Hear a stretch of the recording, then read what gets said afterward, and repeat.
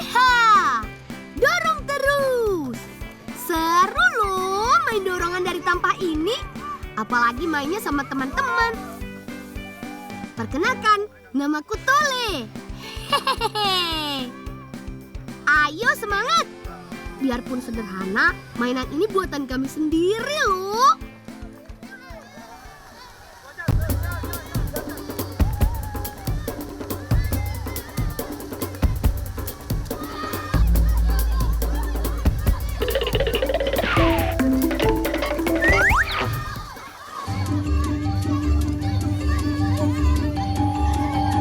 Surya lang, aku teku bermaling-maling. Ya bakal siapa nanti ya? Kasihan ya Pak Hansip. Semoga cepat ketangkap ya malingnya. Oh iya teman, mainnya udah dulu ya. Aku udah janji sama Pak Li dan Mbak Kuni.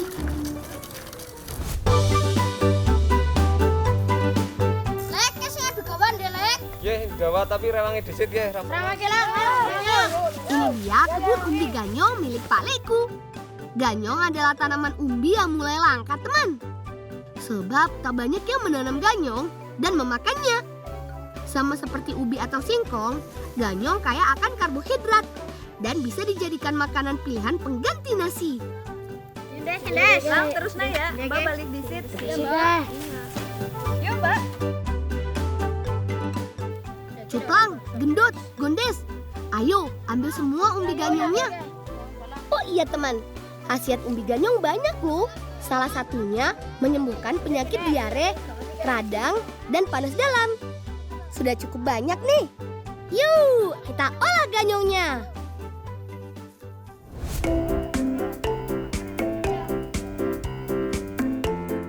Teman, Mbak dan Buli akan mengajarkan kami cara mengolah umbi ganyong ini menjadi mie. Kupas dan cuci ganyong sampai benar-benar bersih ya. Oh iya, di tempatku Kabupaten Purbalingga, tepatnya di Desa Majasari, dikenal sebagai sentra pembuatan mie ganyong loh teman. Salah satunya milik Bu Fatimah. Dot, ganyong dipangani nang kowe apa? Iya mbak, nyong kencot. Iya, papa dipangani kowe. Gendot, ada-ada aja kamu ini. Lapar sih lapar. Itu kan masih mentah. Nah, ganyong yang sudah diparut diperas supaya sari dari ganyong keluar. Tapi biasanya buliku menjadikan ampas ganyong untuk makanan bebek. Jadi semua bagian ganyong berguna dan gak mubazir. Walaupun air sari ganyong berwarna coklat, tapi nantinya tepung yang dihasilkan berwarna putih. Diamkan semalaman supaya sari ganyong mengendap. Seperti ini teman, yang sudah didiamkan semalaman. Ambil endapannya, airnya dibuang. Setelah itu, jemur supaya kadar airnya berkurang. Tahap selanjutnya direbus dan beri air sedikit supaya tepung menjadi aci. Aduk-aduk terus sampai tepung ini mengental. Kurang lebih 10 menit.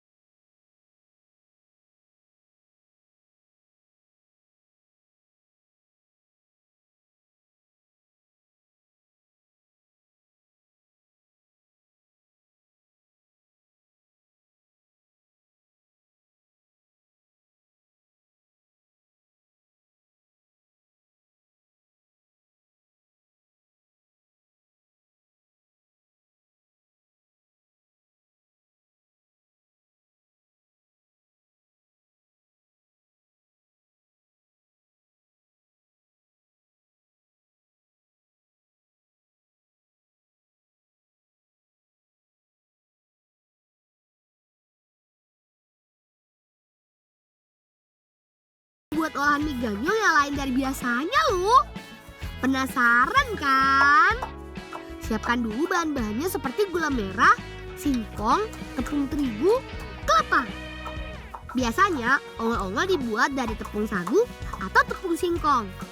Kali ini aku ingin berkreasi membuat ongol-ongol dari bahan dasar mie ganyong. Singkong yang sudah dibersihkan, parut sampai benar-benar halus. Kita bagi tugas ya teman. Mbak Inci yang akan mengiris kecil-kecil gula merahnya. Diiris kecil-kecil supaya mudah dicampur dalam adonan. Nah, sedangkan gendot memarut kelapa. Kamu kan badannya gede, pasti kuat kalau urusan marut-memarut sampai banyak. Hehehe. Selanjutnya, hasil parutan singkong diperas dengan kain. Untuk memeras singkong ini harus menggunakan tenaga ekstra teman, agar airnya keluar banyak. Nah, yang kita olah hanya ampasnya saja. Setelah airnya sudah dibuang, ampas singkong masukkan ke dalam tempat yang sudah disediakan.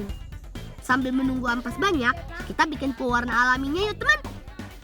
Untuk warna merah, kami menggunakan daun jati. Manfaat daun jati nggak cuma untuk mempercantik makanan aja loh teman. Bisa juga untuk perawatan kulit dan mengobati cacingan.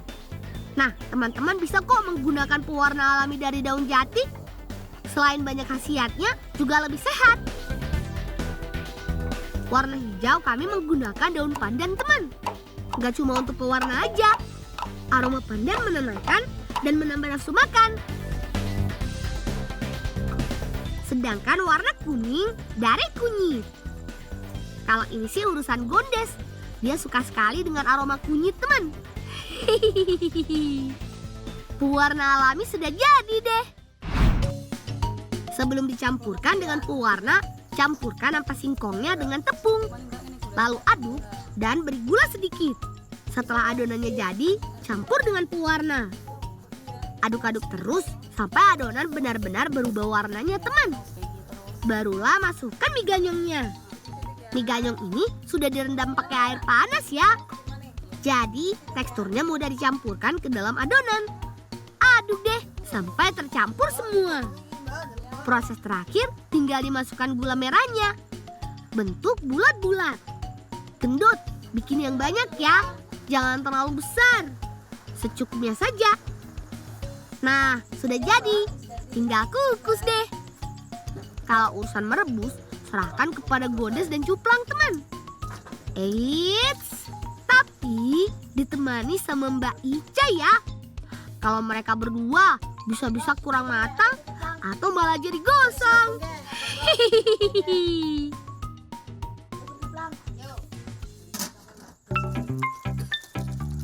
Api harus tetap sama, gak kekecilan ataupun kebesaran. Itu akan mempengaruhi dalam proses mengukus teman. Sudah matang nih, ayo kita ambil. Awas, hati-hati panas. Enak kayak ini ya, Plang.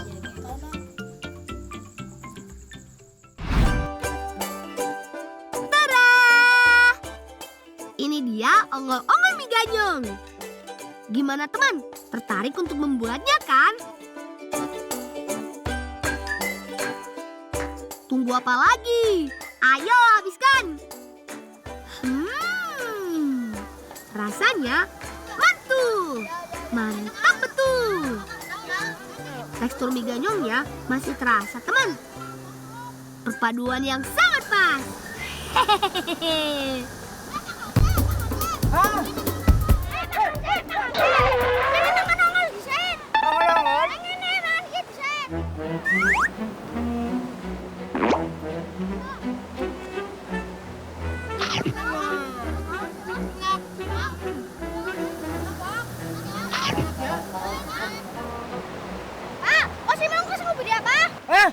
Astagfirullahaladzim, aku lagi ngurbalin. Pak Hansip. Semoga cepat tertangkap ya malingnya.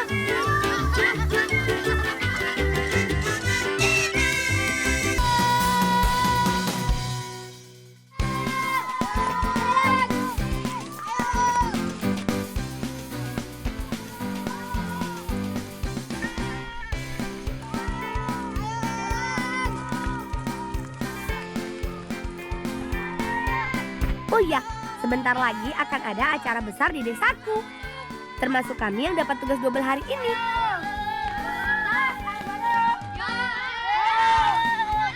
Ayo Ipang, Kuncup, dan Sodik.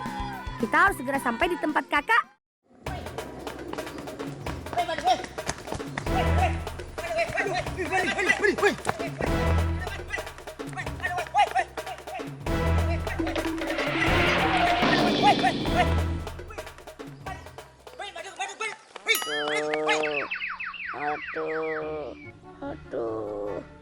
Aduh, berasku tak kabeh. Astaga, Kuncup, kenapa bisa jatuh sih? Beras ketannya jadi tumpah semua. Duh, kalau kakak tahu pasti dia marah. Selamat datang di kampung halamanku yang permai. Berada di Kecamatan Bulukerto, Kabupaten Wonogiri, Jawa Tengah. Posisinya berbatasan langsung dengan lereng Gunung Lawu bagian selatan. Udara di sini sejuk dan pemandangannya super indah. Woi, mana ke? Mana? Woi, kurang ajar. Woi, mana ke? Bang Hansip nggak malam nggak kena. Ada, yuk.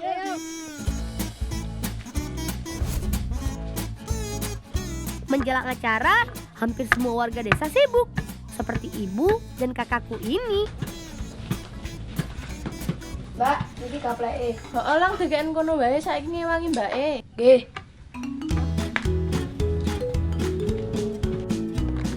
Kami sedang sibuk membuat tumpeng tiwul, salah satu hidangan yang harus ada di acara nanti. Teman, ibu guru bilang makanan sehat harus cukup mengandung serat dan karbohidrat. Ini dia sumber karbohidrat ala kami, Sibolang Wonogiri. Namanya nasi tiwul.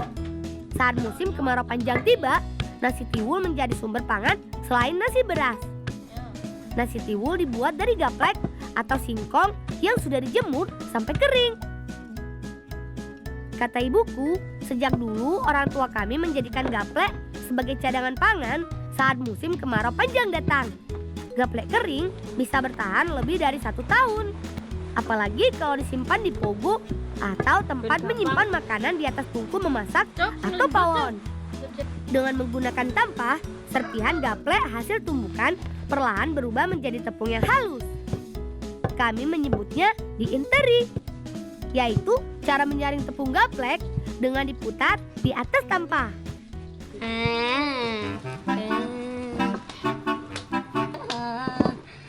Nakal dah dek. Ngarem.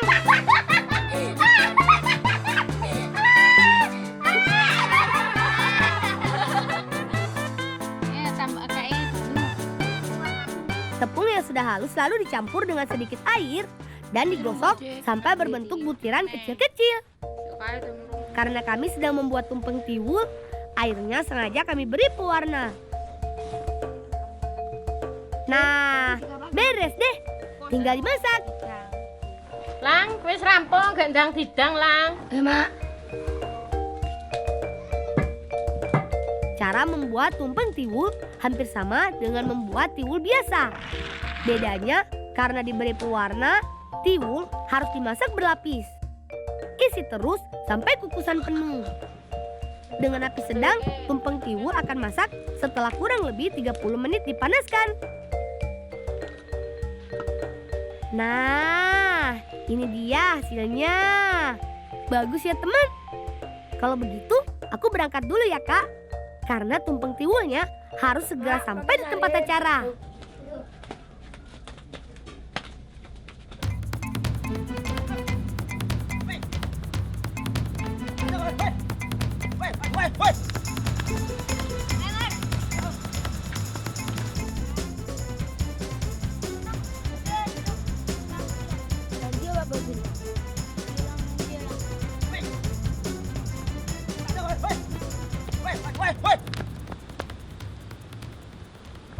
Woi. Apa? Tiwul. Tiwul. Marek nama dengan orang kecil-kecil. Semangat ya Pak Hansip. Semoga malingnya cepat tertangkap.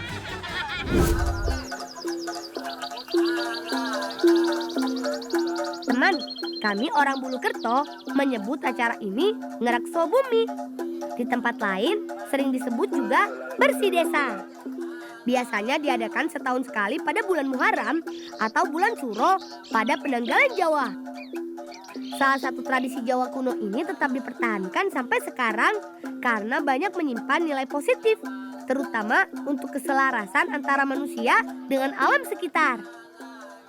Bersama-sama warga, kami menuju sumber mata air dengan membawa makanan dan hasil panen berupa gunungan sayur. Gunungan sayur setinggi kurang lebih 2 meter ini melambangkan wujud syukur atas nikmat dan rezeki yang melimpah. Sedangkan pasukan Ketek Ogleng yang berkostum kera menjadi simbol keharmonisan antara masyarakat dan alam seisinya.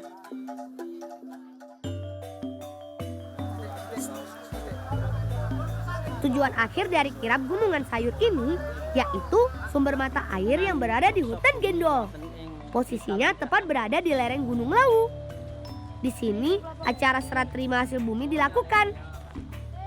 Dilanjutkan dengan doa dan makan bersama sebagai rasa syukur kepada Sang Maha Pencipta. Sungguh beruntungnya aku bisa belajar dan mengenal tradisi warisan leluhur ini. Acara ditutup dengan berebut gunungan sayur. Meriah sekali ya teman. Satu lagi kabar gembira.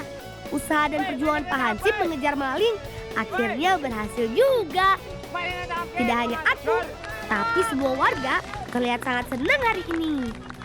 Semoga teman di rumah juga ya